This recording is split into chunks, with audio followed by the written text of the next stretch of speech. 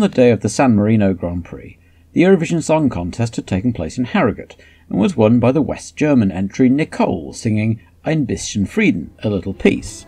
A couple of days later, the last Israeli troops left the Sinai Peninsula, which was reoccupied by Egypt as part of the peace deal agreed in 1979, which seemed appropriate. But soon enough, the world's attention was focused back on the Falkland Islands, where the British force had arrived and begun to land troops. On the 2nd of May, the submarine HMS Conqueror, which had been following an Argentine Navy squadron, torpedoed and sank the cruiser General Belgrano, which went down with the loss of 323 lives. The sinking proved very controversial in the UK as it took place outside the exclusion zone Britain had declared around the islands, and the Belgrano was said to have been heading away from the area. 2 days later it was the Royal Navy's turn to suffer a disaster, when HMS Sheffield was hit by an Exocet anti-ship missile, launched by Argentine jets, and was set on fire. The crew were mostly able to evacuate, singing Always Look on the Bright Side of Life, and casualties were limited to the 20 sailors killed in the initial blast. The Formula One community, meanwhile, had plenty of its own talking points in the 2 weeks between races, as the transporters headed north to the Zolder circuit near the Belgian city of Hasselt. The Brabham team were once again running their BT50 car with BMW turbo power. The sources said the Bavarian firm had threatened to walk out on the deal if they didn't. Ferrari drivers Pironi and Villeneuve were reputedly still not on speaking terms, and pundits and fans alike were hoping for a tasty battle between the two over the weekend. Williams debuted their new car, the FW08, the four-wheeled version, and despite strong rumours that test driver Jonathan Palmer, who had developed it, would be racing, instead Frank Williams raised a few eyebrows by plumping for Derek Daly, presumably on the grounds of his race experience. He was replaced at Theodore by Jan Lammers, who had last raced a year previously in the first 4 races of 1981 for ATS. March arrived with 4 cars, 2 race cars and a spare in the usual Rothmans colouring, plus a black one for Emilio de Villota, who had shown up in Spain with his own car last year only to be ejected from the event. This time he was doing it properly, and had bought a driver in the March team who ran an extra car for him, designated an LBT March, and crewed by Mike Earle's Onyx Formula 2 squad. Emilio de Villota had first made a career in touring cars before, in 1976, turning to single-seaters and racing in the British Formula Libre Championships. The following year he purchased a Brabham BT44 chassis to enter his home Grand Prix as a private entry, but failed to qualify. However, the experience convinced him to try again, and he set up his own team with considerable backing from Iberia Airlines to run a McLaren M23 chassis for much of the latter end of the 1977 season, but again with little success. Turning away from the official F1 Championship, De Villota had more success in the Aurora AFX series, still run to Formula One regulations, where he was crowned champion in 1980, driving a Williams chassis run by the RAM management team. After his abortive attempt to enter the Spanish Grand Prix of 1981, which fell foul of the new Concorde Agreement rules, he returned again to RAM, now running March, who gave him his latest shot at Formula One. Finally, after the tyre debacle at Imola, ATS owner Gunter Schmidt had concluded a new contract with Michelin, so as not to be beholden to the Eccleston-owned distributor of Avon tyres. A bit harsh on poor Avon themselves, who were innocent in the matter, but as far as Schmidt was concerned, they could take it up with Bernie. After last year's tragic death of mechanic Giovanni Amedeo, the pits and paddock at Zolder had been completely rebuilt to make them much less crowded, and the slowest 2 drivers in Friday morning's test session, in this case Riccardo Paletti and Emilio de Villota, were eliminated to bring qualifying down to the Regulation 30 cars. During a drab grey Saturday session, most eyes were on the duel between Pironi and Villeneuve. Didier had the edge for most of Saturday, and late in the session Gilles went out to have one more go at beating him. As he shot round on a flying lap, he came across Jochen Mass going much slower in the march. Mass moved left to let Villeneuve through, just as Villeneuve moved left to overtake, and the left front wheel of the Ferrari hit the right rear wheel of the March, launching the red car up into the air into a sickening somersault, disintegrating en route and throwing Villeneuve bodily out of the car into the catch fencing. Mass, along with John Watson and Derek Warwick, who'd been next on the scene, got out to help, and saw that Villeneuve's helmet had been torn off in the impact and that his lips were blue. Watson assumed he was dead, but medics found a pulse and he was stabilised and airlifted to hospital. Once the wreckage of the Ferrari had been cleared, there were 8 minutes of qualifying still to run, but few seemed to be in the mood. Only the Brabham drivers, both in need of better times, and some of the backmarkers still attempting to make the grid, went round. At the end of qualifying, Prost was on pole with Arnoux second, then Rosberg and Lauda on row 2, with an impressive Michele Alboreto fifth, ahead of Didier Pironi. Villeneuve's time was good enough for 8th, but he would clearly be taking no further part in the weekend.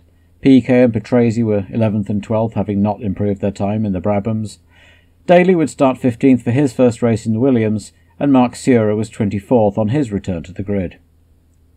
The news came through at 9:12 that evening that Gilles Villeneuve had died in hospital, his neck broken in the crash, and kept on life support just long enough for his wife Joanne to be there with him when he passed. The shocked Ferrari team withdrew from the event, the first time they'd ever done so, packed up and went home overnight, but there was no question of the race not going ahead, and all agreed that rather than leave 2 ominous spaces on the grid, everyone would be moved up, and thus the shaken but innocent Jochen Mass and Mauro Baldi would start on Sunday after all. A sobered paddock reconvened on Sunday morning in what felt like inappropriately glorious sunshine, with the Ferrari spot in the paddock conspicuously empty, but there was plenty for the crews to be getting on with, and the drivers were trying to concentrate on preparing for the race. As the cars got away for the parade lap, Mansell started feeling some problems with his clutch slipping and couldn't make it disengage, so as they lined up to take the start, he freewheeled into his grid slot, held it on the brake, and hoped he could kick-start it when the lights went green. Instead, the engine stalled, and caused a bit of tyre banging between Giacomelli, Lafitte and Salazar as everyone tried to avoid the stricken Lotus, causing the immediate retirements of Giacomelli and Salazar, but allowing Lafitte to carry on. Mansell, and Warwick behind him, who had also stalled at the start, both got push starts and got underway, while the ATS team were out of the race before the end of the first lap, as Manfred Winkelhock's clutch packed in partway round. It hadn't been Salazar's fault, but that wouldn't help meteoric owner Gunter Schmidt's mood any. Meanwhile, up at the front, Arnoux had got away well and into the lead, but Prost had made a bit of a mess of the start and lost 2 places, with Rosberg coming through into second. Lauda was behind Prost in third, with De Cesaris, Alboreto, Patrese, Piquet, Watson and De Angelis the rest of the top 10. Soon enough the field began to sort itself out into 3 groups, with Arnoux and Rosberg pulling out from a 3-way Prost-Lauda-De Cesaris scrap, and the rest led by Alboreto following. It was obvious that Prost was holding the 2 Marlboro cars up, and on lap 4 Lauda went past, followed a few corners later by De Cesaris.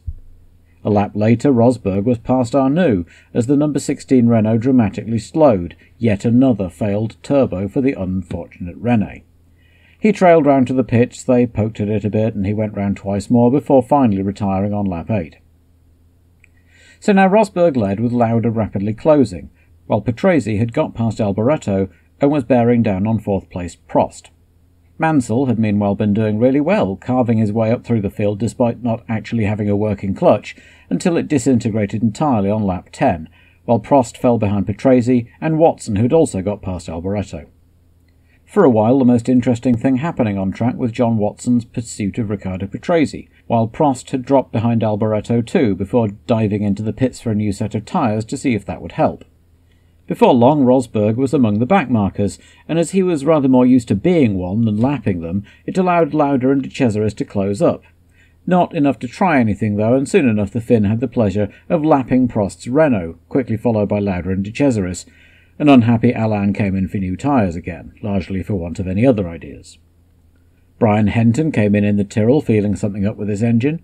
The team couldn't find anything and sent him back out, while the 2 Ligier drivers were entertaining each other and the crowd in midfield with a lively battle between the pair as they chased and overtook Piquet, who, like Prost, was having a bad afternoon. While the cameras were watching that, the leader had been lapping Chico Serra in the Fittipaldi, who overbraked for a corner and made Lauda almost come to a stop, letting De Cesaris cheekily nip up the inside to take second. The Austrian got his head down and gave chase, but Rosberg could breathe a little easier for a while. Henton was vindicated when his Ford engine expired on lap 34, Alboreto's having done so a couple of laps earlier. With the race at half distance, Rosberg was still leading, but couldn't shake off Niki Lauda, who'd got back ahead of De Cesaris not long before the Alfa's gearbox expired. Watson, meanwhile, had finally found a way past Patrese, and was soon challenging his Austrian teammate for second place. Lauda, his tyres wrecked by his earlier avoidance of Serra, waved Watson through and decided to stick it out rather than lose places changing tyres.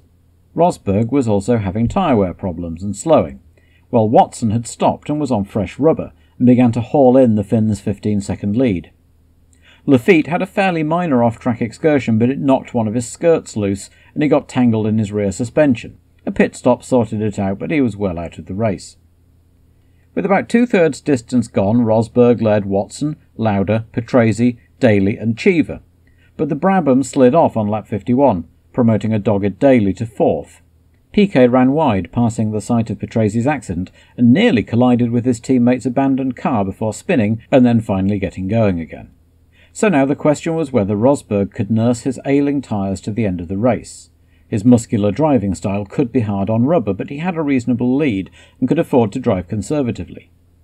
Cheever had caught right up to Daly and was pressuring the Irishman in his first race for Williams. 10 laps from the end, Daly cracked and put his Williams into the catch fencing, ending the duel. John Watson came past and thought it was Rosberg, easing off his pursuit until he came past his pits, where a signal put him straight.